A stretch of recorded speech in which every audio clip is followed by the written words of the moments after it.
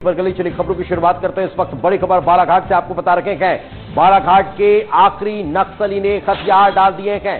नक्सली छोटा दीपक ने सरेंडर कर दिया है। इस वक्त ये बड़ी खबर आपको बता रखे हैं। नक्सल सरेंडर की तस्वीर सामने आ चुकी है। एमएमसी जोन के अंतर्गत ये सरेंडर हुआ है। 29 लाख का इनामी नक्सली दीपक सरेंडर कर चुका है। छोटा दीपक इसका नाम बताया जा रहा है। सबसे पहले विस्तार न्यूज ने आपको यह खबर बताई थी कि छोटा दीपक सरेंडर कर चुका है। छोटा दीपक ने अपने अन्य साथियों के साथ सरेंडर किया है और अब ये सरेंडर की तस्वीरें सामने आ चुकी है।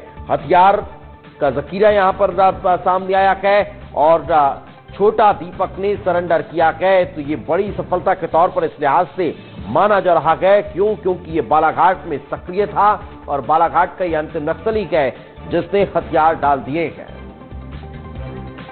और इस वक्त हमारे सहयोगी चित्ररंजन हमारे साथ जुड़ चुके हैं। उन्हीं से बातचीत करते गए। चित्ररंजन, फिलहाल क्या ताजा जानकारी? पहले ही हम ये खबर बता चुके थे और आज तस्वीरें सामने आ गई। बिल्कुल दिवस, आपको बता दें कि ये बालाघाट जिले के लिए बहुत बड़ी सफलता है, क्योंकि दीपक की काफी लंबे समय से पुलिस को तलाश थी। क्योंकि जिस तरह जब कबीर ने सरेंडर किया था अपने 10 साथियों के साथ, उसके बाद दीपक ही बचा था। मध्य प्रदेश में जो एक्टिव था और बालाघाट जिले का ही रहने वाला है, बालागुंडी माटे का। इसकी तलाश लगातार पुलिस को थी। जंगलों में सर्चिंग बढ़ा दी गई थी और दीपक की सरेंडर की बात हमने 2 दिन पहले भी चलाया था कि दीपक ने सरेंडर कर दिया और आज विस्तार न्यूज की खबर पर मुहर लगी है और दीपक ने सरेंडर कर दिया अपने एक साथी के साथ। दीपक पर लगभग 29 लाख का इनाम था। काफी लंबे समय से दलम में सक्रिय था और इस तरह की बात निकल के सामने आ रही कि मलाजखंड दलम में यह सक्रिय रहा था।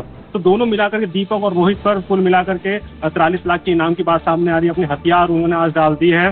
तो अब ये कह सकते हैं कि दीपक के सरेंडर से बालाघाट पूरा तरह से नक्सल मुक्त हो चुका है। मध्य प्रदेश से एक तरह से कह सकते हैं कि नक्सलवाद का खात्मा हो चुका है, क्योंकि दीपक ही एक वांटेड नक्सली था बालाघाट में और बालाघाट का रहने वाला था। तो बालाघाट के जो 3 नक्सली थे, संपत, संगीता और दीपक, तीनों अब सरेंडर कर चुके हैं। तो एक तरह से कह सकते हैं कि बालाघाट से नक्सलवाद पूरी तरह से खत्म हो चुका है। तो बालाघाट नक्सल मुक्त हो चुका है, ये चित्ररंजन बता रखे हैं। फिलहाल बहुत बहुत शुक्रिया चित्ररंजन, इस तमाम जानकारी के लिए हमारे साथ चर्चा में जुड़ने के लिए।